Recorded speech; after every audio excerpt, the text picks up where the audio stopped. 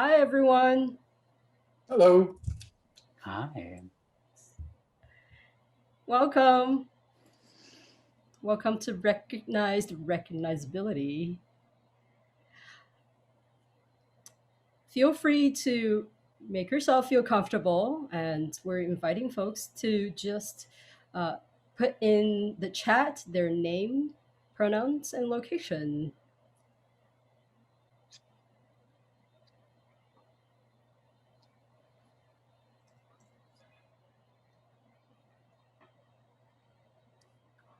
Just going to give a few minutes for folks to come in.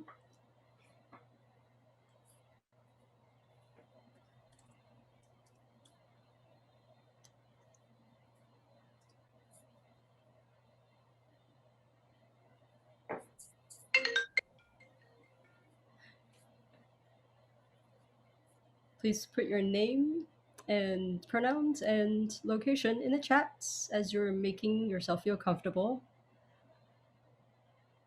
We're just giving a couple minutes while people come in, and we will start the program shortly.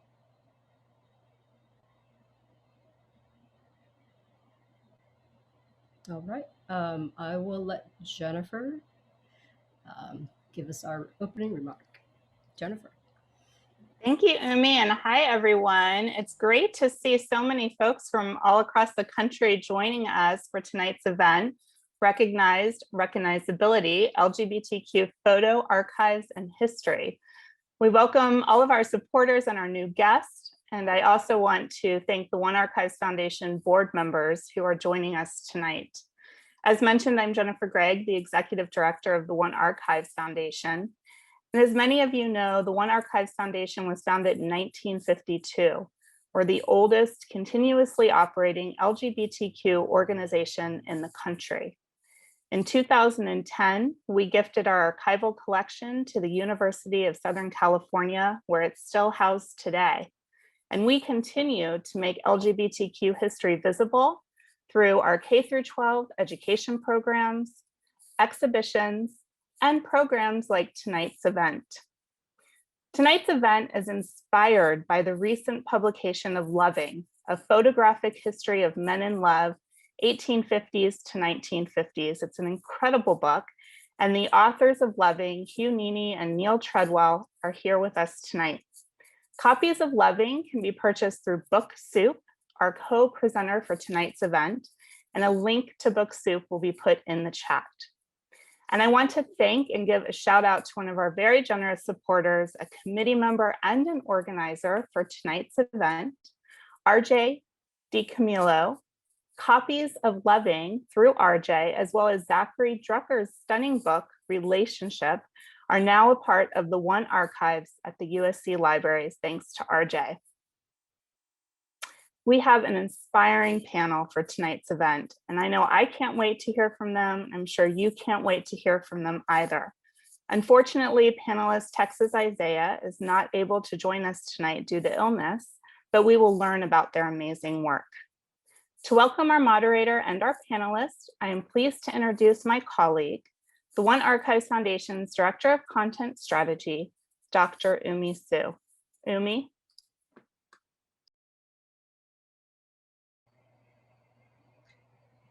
Thanks so much, Jennifer. I'm Umi. I use they, them, theirs pronouns. Good evening. It is my pleasure to introduce our moderator for this evening, Kashila Brooke. Kashila Brooke is an artist based in Los Angeles. Brooke's multidisciplinary practice addresses the politics of cultural production and sexual representation. Often based on archival research, many of Brooke's projects focus on the recording of the photographic genres of portraiture, still life, documentary reportage, and landscape. Kashila Brooke has been a regular faculty member in the program of photography and media at CalArts since 1992. When I first saw Kashila present her work, learning about her exhibition Vitrinen in Arbeit, which is an exhibition at Natural History Museum in Vienna, I remember thinking to myself, oh my gosh, like here's an artist who could bring together this biting feminist and queer criticism and humor all as one thing. I was so impressed and I loved her work. So it is my pleasure today to introduce Kashila Brooke to be our moderator this evening. Kashila. Thank you so much, Umi. I mean, it's really amazing because Umi reminded me that we had met many years ago at an event at a small alternative artist project where I was talking about a series of photographs that I made at the Natural History Museum in Vienna. And I think it's really interesting to think about natural history and how our queer the understanding of our queer selves is also sutured into the history of nature. And since queers are often called unnatural, it became interesting to me to think about, well, what is nature then? If we are not nature, then what is nature and what is the narrative of nature? So just a little bit about that project that Umi was referring to. I am really honored to be here, and it's such an amazing cast of characters, and I'm excited about introducing everyone. The archive, the LGBTQ archives that exist at this point are invaluable for all of our work, and I've used them heavily over the years for research that I've done in relationship to my own projects, as I'm sure many of you have. I find when I've visited the archives in situ, in a sense, and been able to wander through the stacks, the kind of inspiration of the things that I have found there and the ideas I've found for making work in those archives always hang around in the back of my mind, or they end up in my journals, and it's an incredibly generative source. So Umi and I, in talking about this, we're talking about what happens when there's no pictures of you, and how do you invent yourself, you know, and what if there's both negative and positive representations of you, and how sometimes actually images of us that were made not in our best interest end up being the only historical references that we have. And I think that resonates with some of the work that we'll be talking about today. For me, one of the starting points were some photographs by Henri Bressai, a Czechoslovakian photographer who's associated with the Surrealist. And he made a series of pictures called Paris at Night. And this is the demi-monde, right? So the people who were being photographed were prostitutes, pimps, robbers, and queers. And he made photographs of artist balls, and he also made photographs in a lesbian bar in Paris called Le Monocle, or the Monocle. And the monocle is an important part of a dandy's costume, and that was the association with the lesbians that went to those bars. He wasn't interested in those women. They were freaks. They were part of his pantheon of freaks that he was constructing. He writes about it in his book. He says, you know, these butch lesbians, he doesn't use the term butch, but he says they cut their hair, a woman's crowning glory. What a freakish thing. Here they were. But what he did was he made photographs inside this bar. So you see the cigarette stains on their fingers. You see how close they hold their lovers. You see them dancing. You see them dressed to the nines in their dandy costume. And despite his intention, we have that record of those images, and they're very sexy pictures, despite what he was trying to do. I think recognizability. I mean, there's something there that would be really interesting for us to discuss today. So without further ado, I want to go through the people who are with us today in short introductions, and then we will go on and each person will introduce themselves. Obviously, we are all inventing ourselves, and it's always important to take control of that representation. So that's one of the reasons for our structuring this panel this way. So let me start with Neil Baer. Dr. Neil Baer is a pediatrician and writer and an executive producer. Dr. Baer served as executive producer and showrunner for many of our favorites. One of our favorite shows, Law and Order, Special Victims Unit, and he produced and wrote for ER for 6 seasons and serves on the One Archives Foundation Board of Directors. And thank you for that, Dr. Baer. Zachary Drucker is an independent artist, filmmaker, and cultural producer. She has performed and exhibited her work at the Whitney Biennial in 2014, Museum of Modern Art, PS1, the Hammer Museum, the Art Gallery of Ontario, the MCA in San Diego, and San Francisco MoMA, and was the producer on the show Transparent, and most recently on HBO, she's the co-director for the fabulous documentary series, The Lady and the Dale. Thank you, Sheila. Welcome. Texas Isaiah, who unfortunately last minute got ill, so we're very sorry that he won't be with us today, but I want to just make sure that we mention him and his work and encourage you all to check out his work wherever you can. Texas Isaiah is oops, I lost my screen there. Texas Isaiah is a visual narrator whose work has been exhibited in numerous spaces, such as the Aperture Foundation in New York City, the Studio Museum in Harlem, New York City, and the Hammer Museum, Los Angeles. And he is one of the 2018 grant recipients of Art Matters and the 2019 recipient of Getty Images. And one of the things that we were excited about in terms of Texas Isaiah joining us today is Texas Isaiah is actively producing and filling in an archive of images of transgendered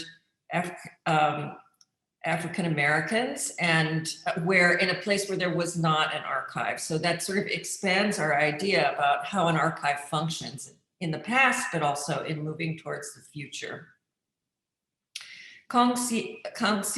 Siang Lee is a multidisciplinary artist born in South Korea and now lives in LA. He is the recipient of the 18th Street Arts Center Lab Residency, the California Community Foundation Fellowship, the Remo Hortman Foundation Grant, and ArtSpace San Antonio International Artist in Resident Program. Hugh Ninny is founded and served as the artistic director for 25 years, the Festival Ballet of North Central Texas.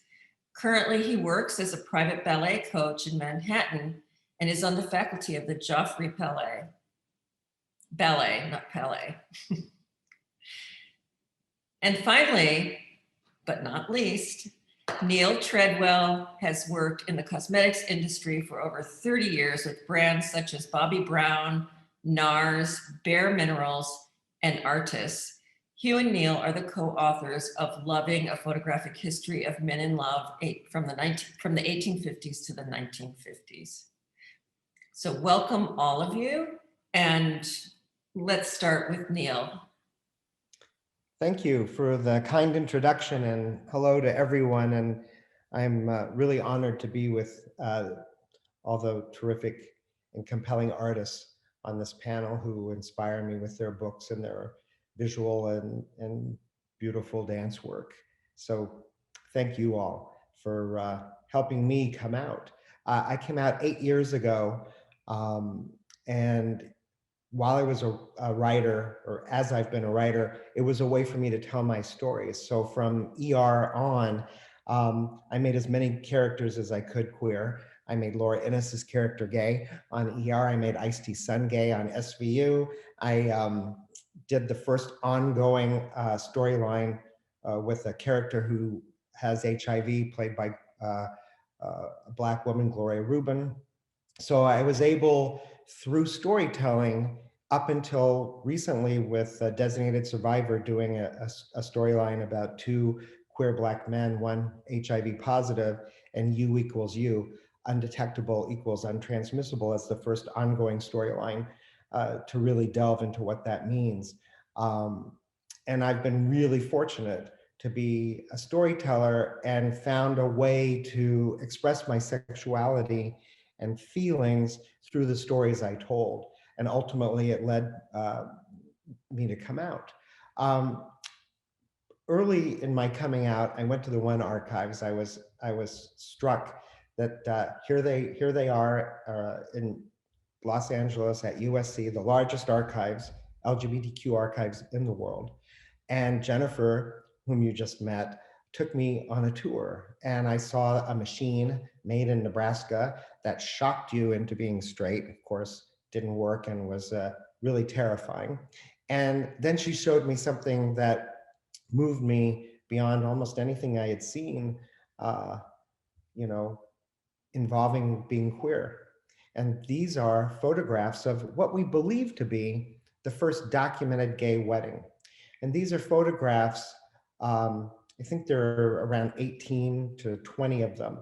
And they're photographs of a marriage between two men, an officiant, groomsmen, opening gifts, a bachelor's party and drag, so we think. We really put our own lives into these pictures and we imagine who these men were.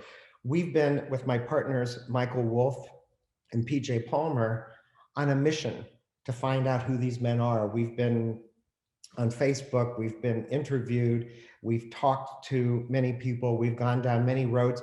We've had many calls from people saying, this is my uncle, this is my grandfather. And unfortunately, we haven't found them yet. If anyone knows who they are, we want to know. We're trying to make a documentary and a book we're doing about them. And you know, we put our dreams and our aspirations into these pictures, I think, because myself, growing up in Denver, Colorado, in a pretty conservative area, I had no role models. Everybody was straight. My parents, as far as I know, my friends, my teachers, there was nobody there for me. And these pictures are really my ancestors.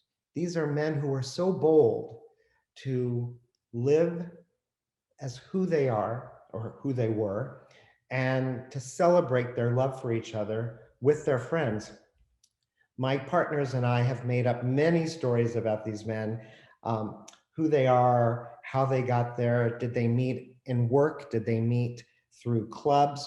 These pictures were taken in Philadelphia. We know some things. And the one thing that I'll share with you that we know is that we're pretty sure they never got their pictures back because the photography company, or was really like a drugstore, did not return them. And the way that Jennifer got them was that somebody found them, the child of the person who kept them, and they were put up on auction on eBay and were secured that way. So we have this incredibly important part of history from 1957. How do we know it's 1957? Well, there are some pictures of refrigerators and things, and we've talked to, you know, when you're talking to the queer world, there are people who are really interested in appliances from the 50s, furniture from the 50s, apartments from the 50s. And so we have a lot of leads. So these pictures really brought tears to my eyes and led me on this journey that I'm still on of who am I and who are these people that led the way for me to be out now and, you know, so much happier with a partner, Brandon, and it's a life that I never really thought I'd have. So thank you for having me tonight.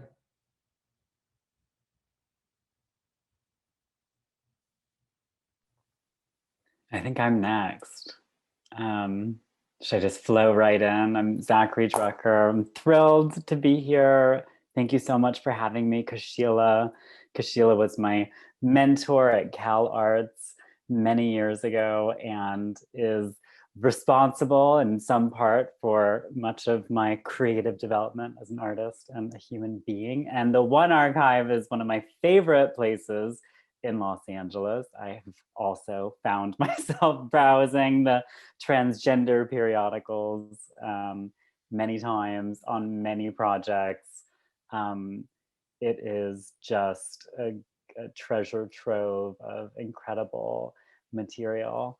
And I shared an image with Umi to share with all of you, which is of one of my actual ancestors, my great grandmother, Celia Ames, on the left, who I was very fortunate to know. She lived to be 98 years old. She was an immigrant.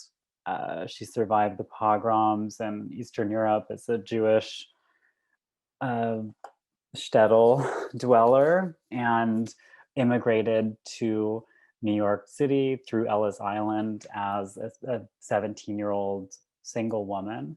She lived in a tenement with over a dozen distant relatives and other uh, recent immigrants looking for a new start in this new country. And she left behind several photographs of herself as a man in three-piece suits with a cigar or a cigarette, and always with one of her three best friends.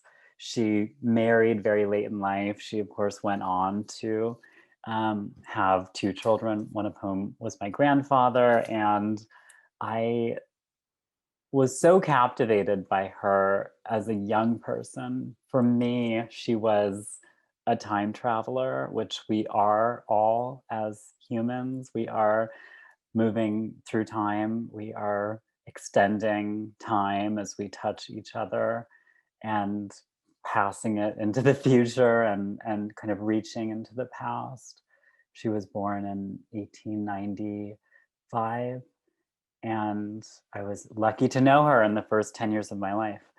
Um, I felt very primed for intergenerational relationships through this special connection. I believe I was maybe one of her favored great grandchildren.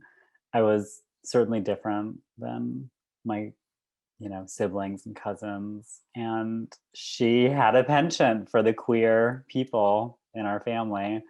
Um, so I feel like, there are so many people that whose shoulders we are standing on, and some of whose names we know, and some of whom we don't know. Um, I too am, you know, drawn to locating myself in a history, to finding a history that's been sparsely documented, a history that's primarily been an oral history. And it's through my relationships with gender expansive elders, and now, with young people as well. And Umi, if you can go to the next slide, I met Flawless Sabrina, who's one of these sort of fairy godmothers, Jack Dorishow, also known as Flawless Sabrina, a New York legend. She ran drag contests throughout the 60s before Stonewall. The first contest she ran was in Philadelphia in 1959. And she was very much a relic of a demi-monde kind of New York bygone era. I met her 20 years ago in 2001. I was 18. You can do the math if you'd like.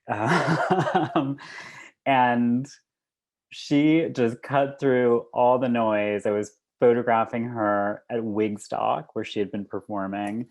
And she said, "You're on the wrong side of the camera, kid." And with her finger in my lens. And so much of, I think, who I am is due to Flawless Sabrina and to the many transcestors that I've encountered, as well as the ones that I have not. I think that it's incredible how history continues to present itself to us, how we continue to unearth and discover elements that have been lost. And of course, there's no way of knowing how much truly has been lost, but I have just an infinite well of hope, knowing that pieces of our past emerge. And to Kashila's point, that so often embedded in this history of image making is power, is colonization, white supremacy, patriarchy, that all of these values and that have been kind of embedded in the internal context of an image. And yet those images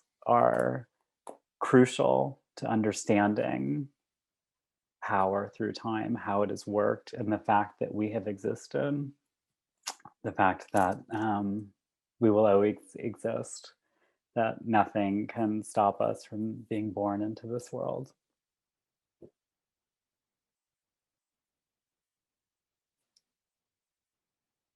Who's next? Oh, next is me, I think. Umi, can you bring up my slides?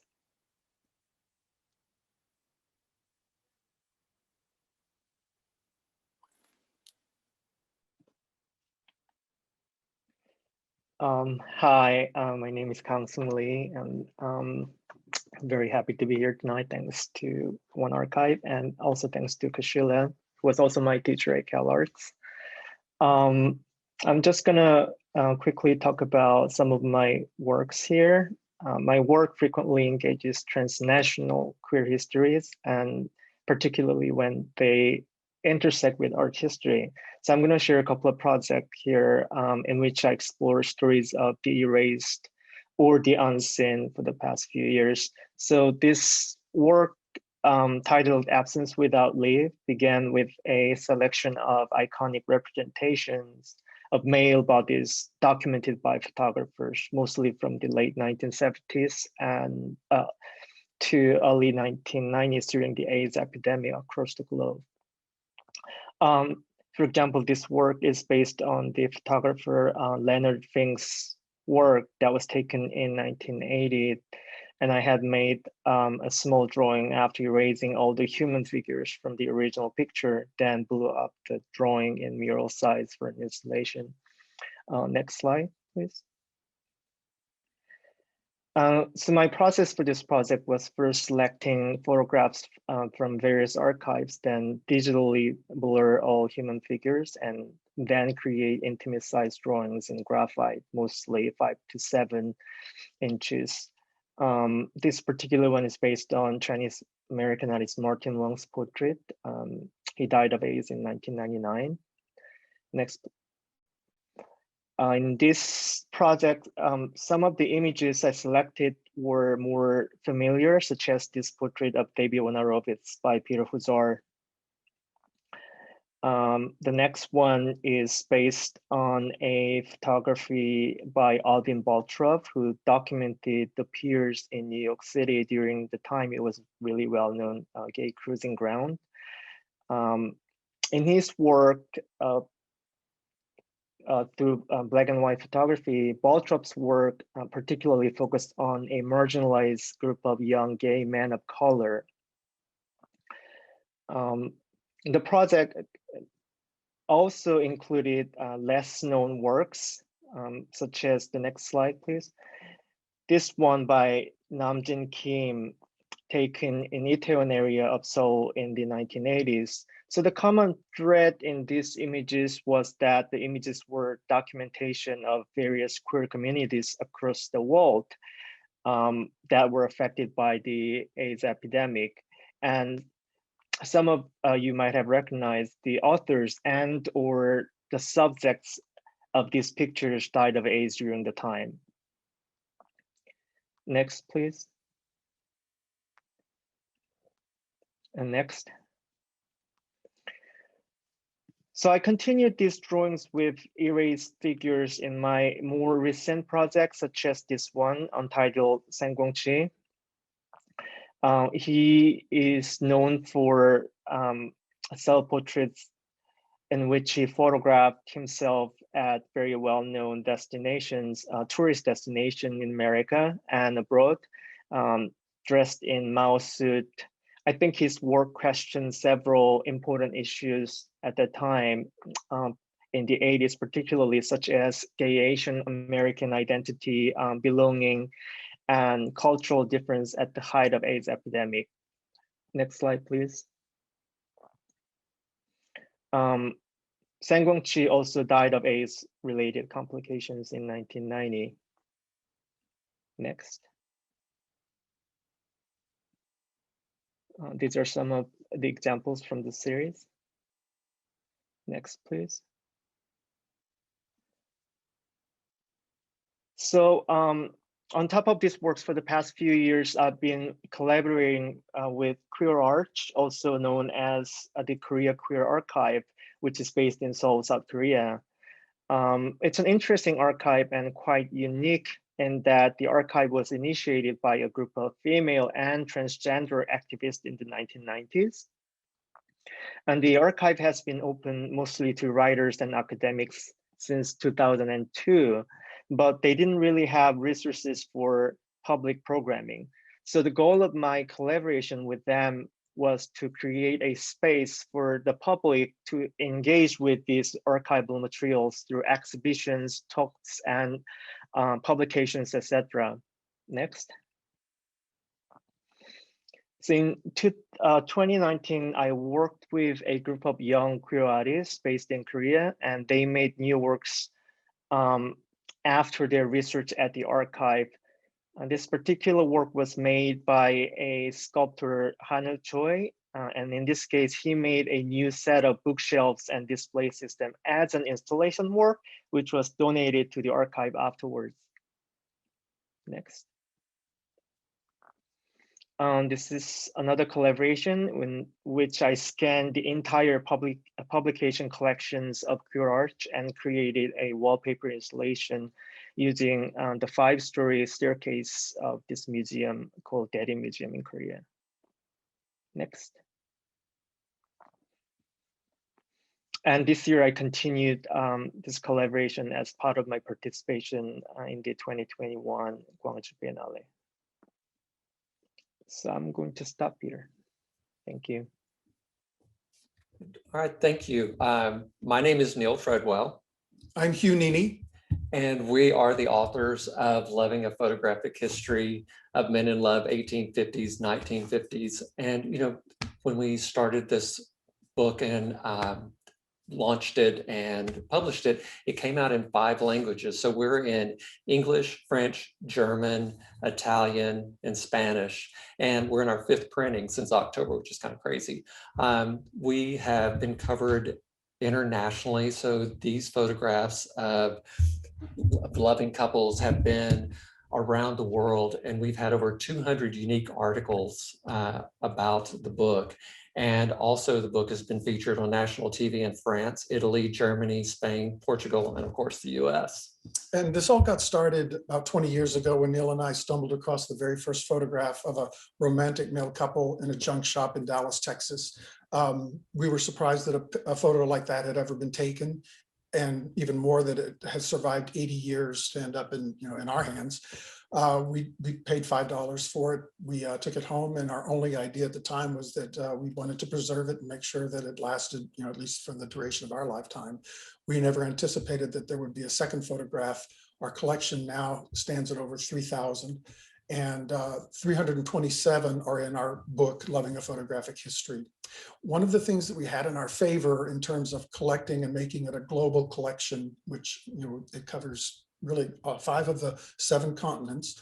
One of the things we had in our favor is that we have very close friends who live in Budapest and Paris, whom we have been visiting every summer for the last 20 years.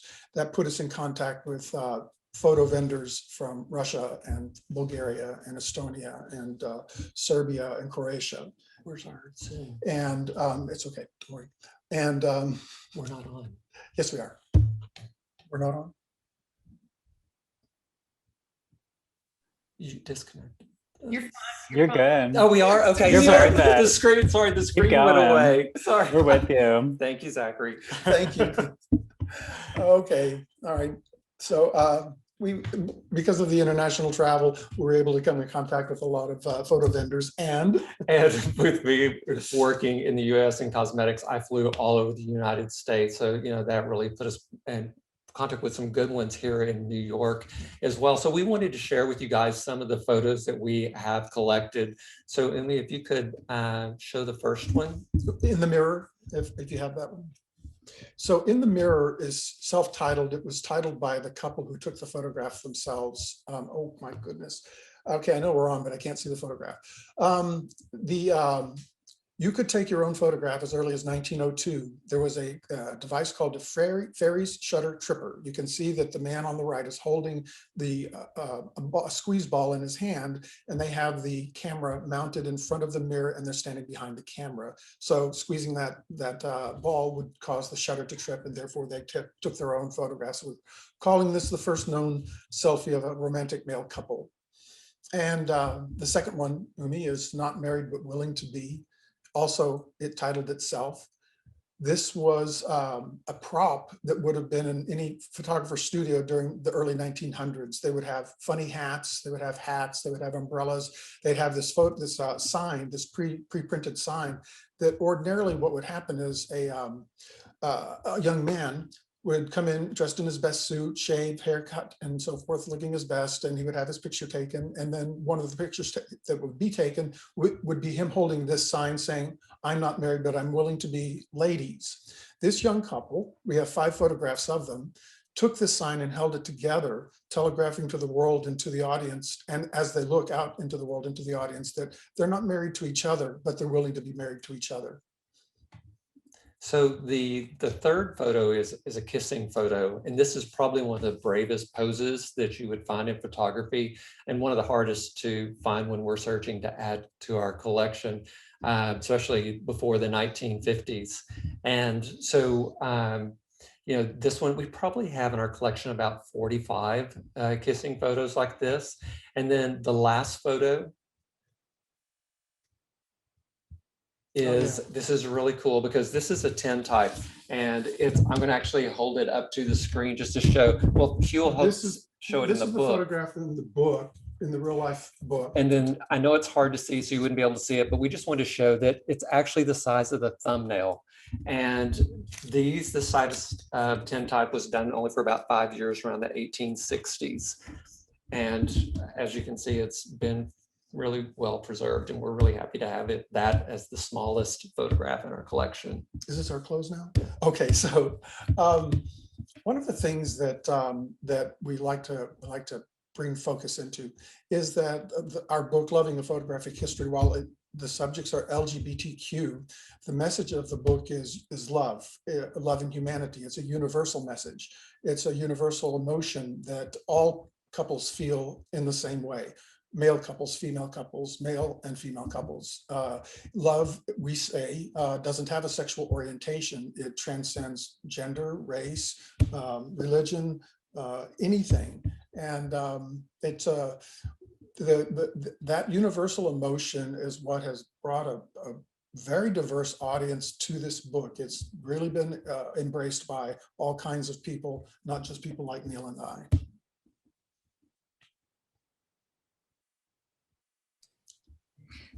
Thank you, everyone. That was there's so much in each one of these presentations, and it's incredible that you could pack it into our 5-minute limits. I wasn't keeping track of the time. I just was so entranced with the things that you had to say. So we prepared a few questions that we think intersect some of the things that you brought up. And initially already we've been talking about what does it mean for queer lives to be documented and recognized, because I think all of us have kind of talked about the importance of that in the work that we've done. But I think a sort of second question about that is what happens if it's not, right? What happens if it's not recognized? And I was thinking about that in Kong, if you might start off in talking about the erasure and the sort of function of that in your work. Oh, thank you. Yeah, in my drawings, I mean, erasure is a violent act, so it could mean a lot of things. But when I'm working on these drawings, I'm of course thinking about the unseen people who came before us, right? So I think that there has been lots of like discursive and academic violence, as well as like the daily difficulties that the queer community went through for the longest time. And I think what happens when it's not archived, that question, I think that because LGBTQ community is also a reflection of the world, right? So within the queer community, what I also personally have found for the past years is that the stories and histories that have been highlighted is also quite America and Eurocentric history, as well as white gay male perspective oriented. So I think that it is so important to give visibility to voices from different places and temporalities, pointing out these absences in our history and also art history and the discourse for the people who will come after us, for the future thinkers. And that's a question for you, Hugh and Neil, also, because I think you mentioned when I met you for the first time the other day, something about the sort of time period that we have for looking at images of queer people, or in your case, men loving each other. And where does that start? And you're muted. If you could just turn on your. I was trying to be a good boy. Thank you for the question. Yeah, it's, we've been around forever, all of us, everybody here in this meeting, we've been here forever. But what happened in the 1840s is that somebody invented the photograph. You no longer needed the attention or the status to have your portrait painted or have your picture in the newspaper, drawn in the newspaper, or anything like that. Photography was a great equalizer, and it equalized it for everybody, including male couples, female couples, and we actually have a wonderful tintype from the 1870s. It's two men and one is dressed as a woman, and it didn't make it into the book, but it's a fantastic photograph.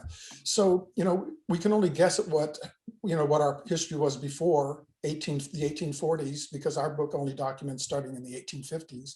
We can only guess at it because, unlike other excluded minority classes, we don't have a Frederick Douglass and we don't have a Susan B. Anthony. We don't have any public strong voices to talk about us as human beings. We were documented as criminals basically during all the time preceding the 19th century, during the 19th century, well into the 20th century, of course. And Zachary, criminality makes me think about your recent project, The Lady in the Dale. And it's interesting, actually, that your starting point is somehow related to what Hugh and Neil are showing, is this picture of women dressing in men's clothing and posing together. And that was what cracked something open for you. Of course, Flawless is another thing for us to talk about, her presence and her mentorship and guidance for so many young queer, transgender people, right? I mean, yeah. You also told me what I should be doing, actually. Of course, right? What I can see for you, she said. So, but talk about, if you wouldn't mind talking about criminality and, and positive images, right? Yes. Oh, there's so much to say. I don't even know where to start. I mean, certainly the history of trans people is completely interwoven with a criminal perception, right? So cross-dressing laws were enacted in America in the 1850s, and the assertion was that the only reason why a man would want to be a woman is to commit fraud. And that was used against any number of people who were living outside of their assigned gender at birth. It was used on, trans-masculine people, trans-feminine people, and persisted through the 20th century in many places, in many states. Some of those laws were not repealed until the end of the 20th century. So the very act of existing in public was made illegal. And then, of course, before that, there was a kind of gray area when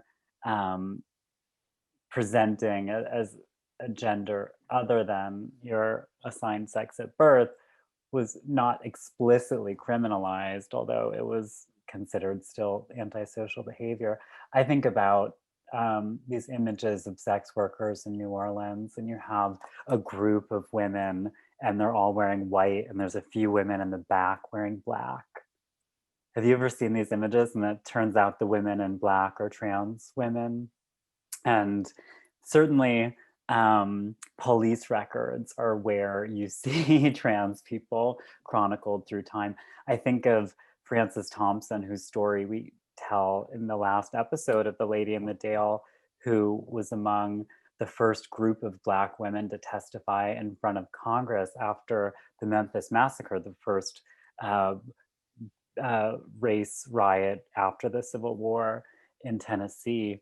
And a cross-dressing law was enacted in Tennessee, and 10 years later, they apprehended her and made a national spectacle of her transness. And it was used in the campaign to end radical Reconstruction in the South. One thing that was really nebulous was in working on The Lady in the Dale and kind of mining these archives was that there were no identity documents, there was no birth certificates, death certificates for any of these trans people. For Liz Carmichael, the subject of the documentary series, for Lucy Hicks Anderson, for Frances Thompson, they were administratively erased. Whatever local municipalities who were aware of their existence just erased them through destroying those documents. And the other piece, I think, is that, and another erasure is just that trans people are misgendered retroactively. And so you have a trans woman who's thrown off of a roof in New York City in 1975. It happened all the time. And that trans woman would be counted as John Doe, and nowhere would it delineate her presentation or her true identity, her chosen identity. And so there's no way to account for transphobic violence through time. It's just this thing that we started tracking in the past 20 years, 25 years. Interrupt and say that I think that that's a really profound part in the documentary is the point where Carmichael, Liz gets arrested and gets thrown in the male jail, and her and all of the newspaper reporting is Liz Carmichael, who is actually a man and whose actual name is this. I mean, this whole kind of, one should be able to choose one's name, if nothing else, let alone one's gender, let alone one's presentation, right? Yeah. And it's intense to have that taken away. Absolutely. And yeah, it's flabbergasting, honestly, in hindsight, when you kind of really absorb the full scale of that, to imagine, what that may have been like. What was fascinating to me was that Liz was so persistently misgendered, was so characterized as a man posing as a woman to commit fraud, that nobody even considered her trans. She was never included in any kind of trans history roundup. You know, that element of her identity, if you were going alone on the source material available, you would just assume that she was a con man who presented as a woman to evade authorities. So it's you know, it did kind of I jumped down the rabbit hole a little bit with there, but criminality and transness is definitely impossible to separate through a historical lens. And also, I mean, these women that are in the photographs that I mentioned from Le Monocle that Versailles made, it was the 20s, it was Paris, it was illegal for women to wear trousers. They would be arrested. So actually to be out someplace in public in trousers and suits and jackets was a tremendous risk.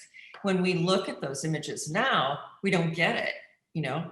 It seems like, oh, they look like, you know, butch women dressed in butch costumes, but actually they were risking, you know, being thrown in jail and raped, basically.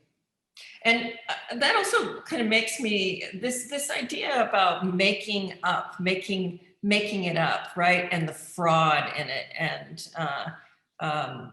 inventing history, and is it true or is it not true? I mean, sort of brings me to Neil, your photographs of this wedding and finding this wedding and sort of going, is it not, is it, and how that kind of functions also, because you're also making up characters for all of these narratives that you're writing. So if you might talk about a little bit about importance of representability or recognizability in fiction, right? Right.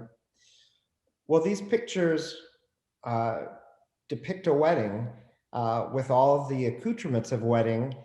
We don't think it was set up. We don't know for sure because we haven't met any of the members of the wedding. There are a couple of women too, and we think, are they mothers? They're older women. So we're making up a narrative about these pictures. And we make up this narrative based on who we are. So both queer and straight people who've seen the pictures tell stories to me and to my partners on this project that reveal their own lives and what they wish would have happened. Someone told me they thought it was their uncle, but they went to an older grandparent and they said, no, that's not. And she was so disappointed because she said, you know, my uncle lived with his father for his entire life. And I thought maybe he did get away at some point and attend a queer wedding. And so we bring our own hopes and dreams to these pictures. And it's important though, to try to, you know, find out who these people were in terms of these pictures, because we want to know, at least for me, what happened to them. And I'm just not satisfied enough to just see the pictures. I want to know more. And I wonder also what Hugh and Neil think, because while those pictures are so much older, many of them, we figure the men in our pictures could still be living. They could be in their late 80s, but you know, it's important to try to find out in terms of these pictures for us, the truth. But they're also really important, as you're saying, of what they represent to us and what they represent psychologically and emotionally to ourselves. And you know, it's interesting. I executive produced a documentary recently called Welcome to Chechnya, and it's about the sanctioned murder of gay, lesbian, trans, bi people in Chechnya by the president of Chechnya and the government supported by Putin. And this is just a genocide of taking people who are queer, and what's different and most horrifying is that they've asked their families to do it. And so the pictures of the wedding are just kind of the reverse. These are people who see the wedding pictures and they feel love and joy. And what's going on today in 2021 are places where love and joy are stopped and other stories are told, that this is evil and it must be stopped. And as a family member, a sibling, a parent, you must kill your child. And so it's really important to tell the plethora of stories that all of the members of this panel have told and are telling through different media, because it's not just about whatever truth means, but it's about what's in our hearts too, and how it helps all of us lead better lives and be more inclusive. Yeah, thank you so much for that. And that brings me to another thing that I wanted us to kind of explore a little bit. Thinking of access, right?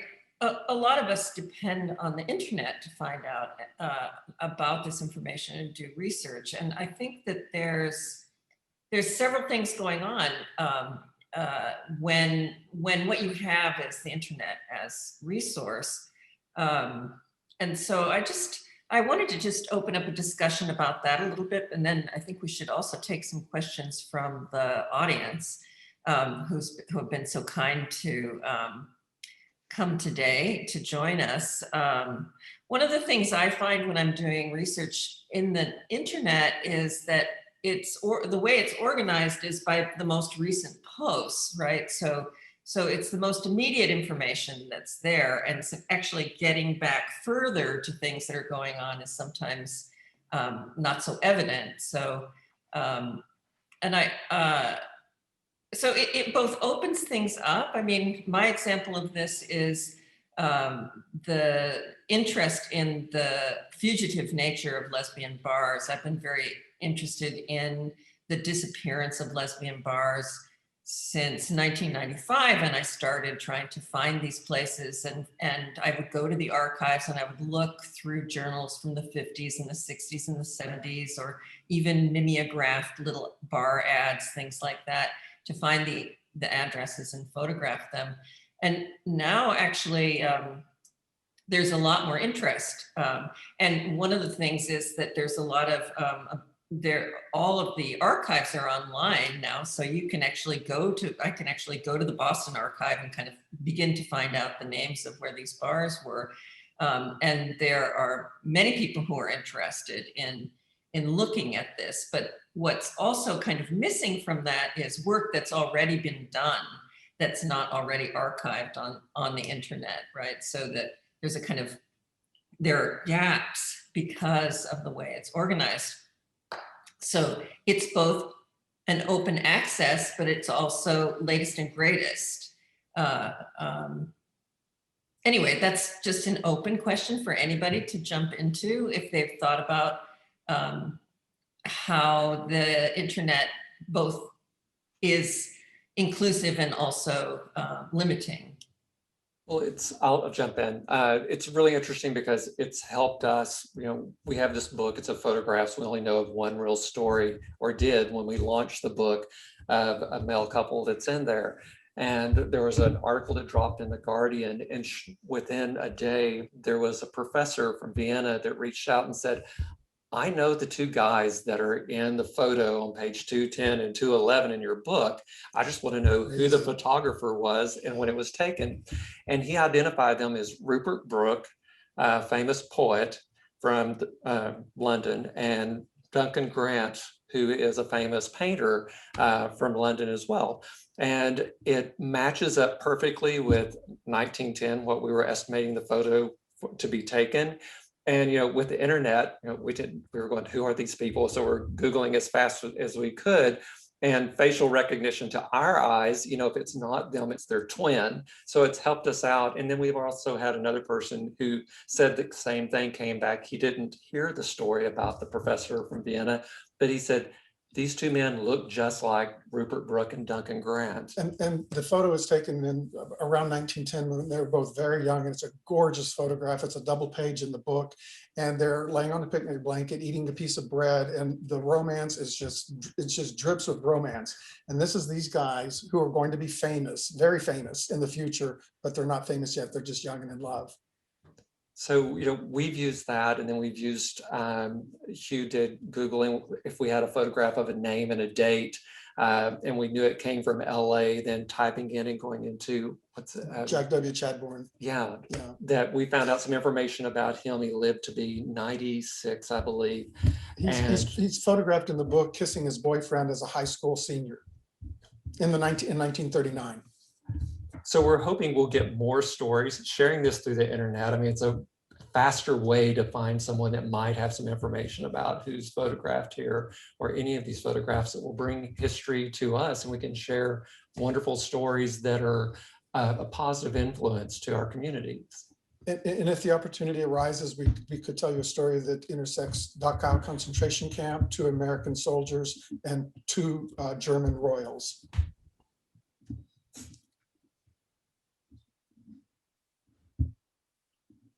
Well, I was thinking, can you hear me? Yeah, perfect. Yeah, I was thinking more about internet as a possibility of actually creating new archival projects.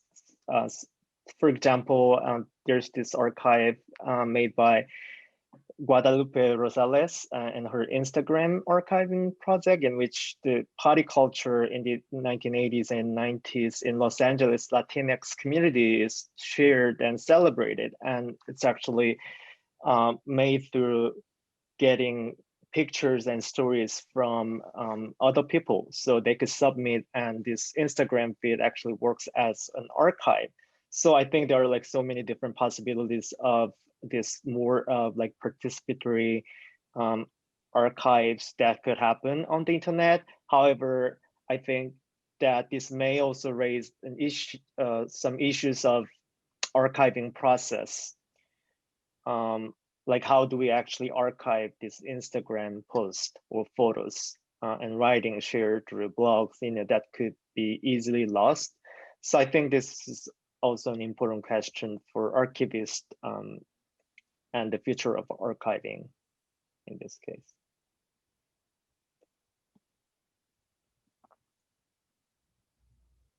Anyone else want to jump in?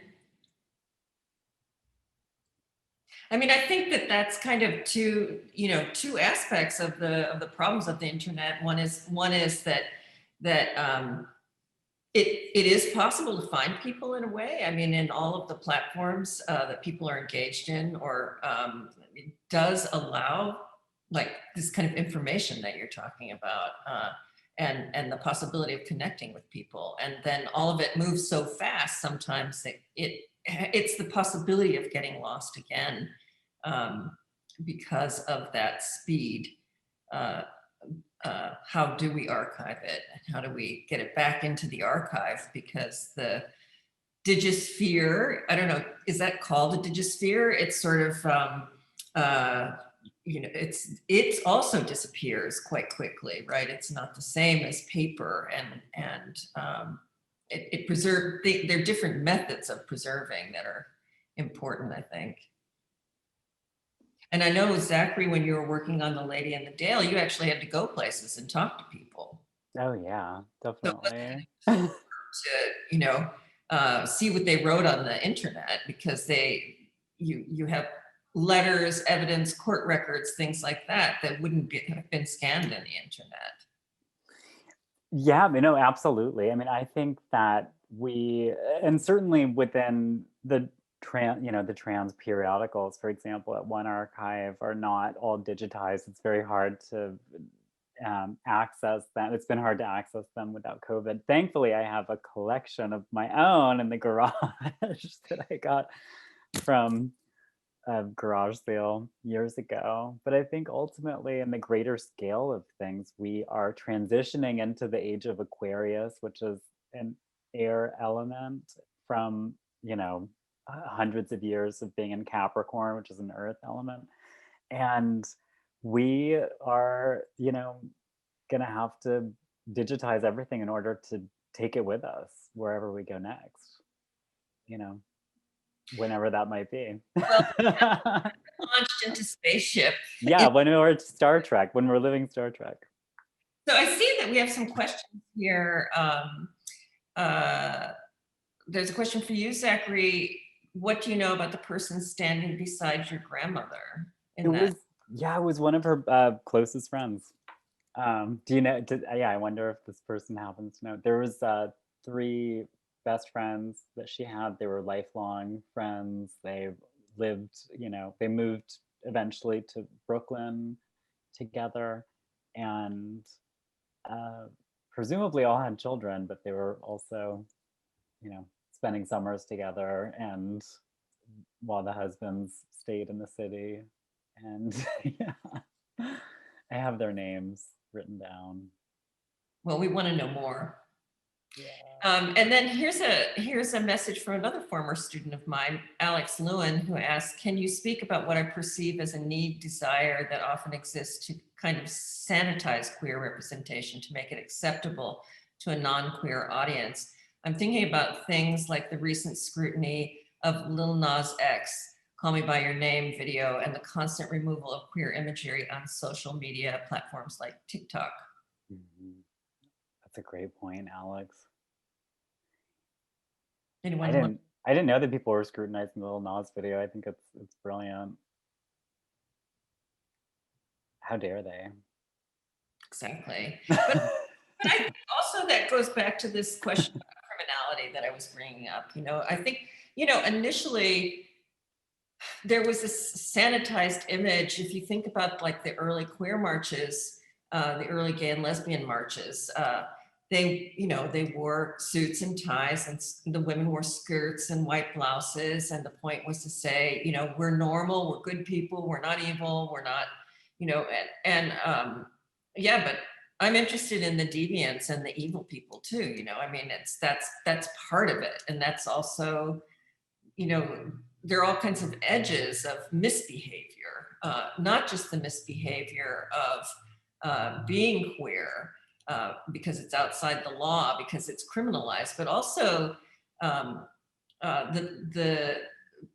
like screwing in the meat market in the docks that you're looking at, Kong, in terms of the cruising pictures, and this is an important part of culture, and it's an important part of this archive and this documentation. So I think that the sanitation or sanitization also erases something, even something like cleaning up Times Square or cleaning up R Square downtown Los Angeles, which has been a sort of that tension really was evident in the 50s, where you had this real push after World War II with a heteronormative movement. So the archive has these amazing pictures of 2 gay men making Thanksgiving dinner just like a straight couple, or decorating the Christmas tree, just 2 lesbians, just like a straight couple. And then you have the others who are documented in the archives as well, who were dressing as they wished, doing as they wished, and not wanting to be part of the community. And so we're still seeing that today, which is really fascinating. So this idea of sanitizing, it came from us too, and wanting to be part of this culture. But I feel like now, we're in a place that's much healthier, where, we just want to be whomever we are. And if we want to sanitize ourselves, whatever that means, we can do that. And if we want to be whoever we want, that's okay too. And yet we're still fighting, the battle of Arkansas, over the last few days. And so, we still have a lot of work to do. But I don't think it's like necessary really to talk about, sanitizing our images now or not. It's really about embracing, if you want to do what you want to do, that is okay. You don't have to fit in any certain kind of way anymore, as people were trying to do in the 50s, or fighting against that. Well, I think that intersectionality is such a buzzword, but it actually means this. It actually means, sort of all of these differences, and being curious about all of the differences, rather than narrowly defining subjectivity in any way that's prescriptive. And Yeah, and Hugh and Neil, you have something to add. Sorry, it's a great topic. I think it's interesting to talking about, Freight Kameny in the early 1950s wanted everybody to wear suits when they were protesting, but the African American community went through the same thing. John Lewis is seen crossing the Edmund Pettus Bridge in a suit and tie, and everybody with him is wearing a suit and tie as well. It is just part of the transition to get out from under injustice into a just place in society. Where are we with time? Are we fine to keep going? We actually are running until pretty much the end of this program, so there's time for one more little short question, and then I think we'll have to wrap. Actually, I was just thinking about this, and I was thinking going through the police archives would be kind of amazing. To start to find some of these other images. So maybe that's the next collection you want to pick up. No, you guys don't want that one. Maybe I'll. It's already been done. It's been done. It's well documented already. What's not documented is that while all that was going on, men were falling in love with each other, women were falling in love with each other, men and women were falling in love with each other, and the rest of it. There's books. I've got them. I've read them all about the criminality and the criminal history, the unjust criminal history that we were subjected to. I've tracked a couple of people through just newspapers, because that's one thing about the internet now is you can read all kinds of newspapers. And there was a really interesting transmasculine person named Richard Orlando. And the stories are, do you know Richard Orlando, Zachary? We'll have to talk. Have you? I don't, but I mean, I know that queer people were always able to find each other once they were arrested, and it was in the newspaper, and it was a networking method. Richard was a carpenter. Richard was a carpenter. See that? Yeah. Richard was a carpenter in Hollywood and married a young woman, and then was arrested. And you mentioned this, Zachary, for impersonation. There wasn't even a law that there weren't laws about marriage in Los Angeles, and so they arrested Richard on charges of impersonation. And then he was put into a mental institution. I mean, the stories, I just was able to pull all this by just tracking newspaper articles, because they thought it was so outrageous that it deserved coverage. And I do, I want to find out more, because it's an incredible story of someone from the late 20s being who he was and not changing that, and getting arrested and getting married. And he was a fighter and a carny and a fruit picker and a dishwasher. And the Los Angeles Times said, a man about town with the ladies. It was just, it's an incredible story. And there, I'm sure, many, many more that are just kind of waiting for us to dig them out of the archives and also newspapers. Well, I see one question, which I think is a great question, because it kind of brings us back to the one archive, and it's the question is from Barbara Proud. How does the one archive choose whose work to collect and preserve? So yeah, I want to bring that back to the archive at this point. That's a question for Jennifer. Yep.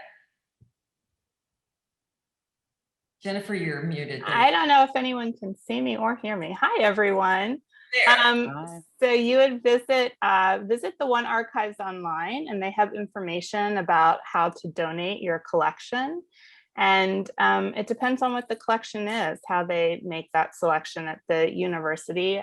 Sometimes there are duplicates within the archive.